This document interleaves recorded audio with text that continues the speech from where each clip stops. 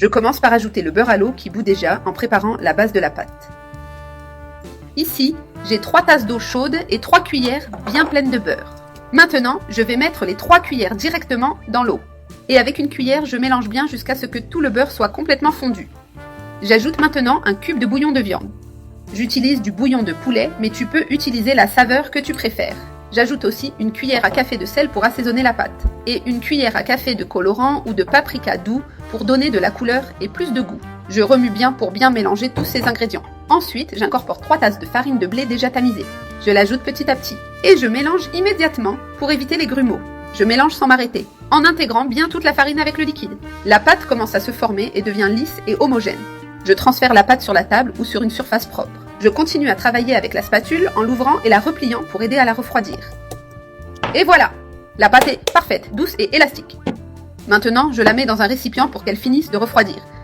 Elle a déjà suffisamment refroidi et maintenant je peux la travailler. Je prends une petite portion de pâte pour commencer à la façonner. Je forme une petite boule avec les mains, ensuite je la pose sur la table et je commence à l'étaler doucement. Avec un rouleau ou avec les mains, je l'ouvre délicatement. J'utilise un moule à tarte ou à empanada. Je place la pâte déjà étalée sur le moule.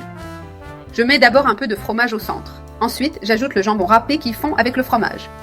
J'ajoute un peu plus de fromage par-dessus. Quand on croque dedans, le fromage s'étire et c'est délicieux. Maintenant, je ferme le moule et je presse bien pour sceller. Et le petit pâté était prêt avec une forme parfaite. Je le place dans l'assiette et je continue avec les autres.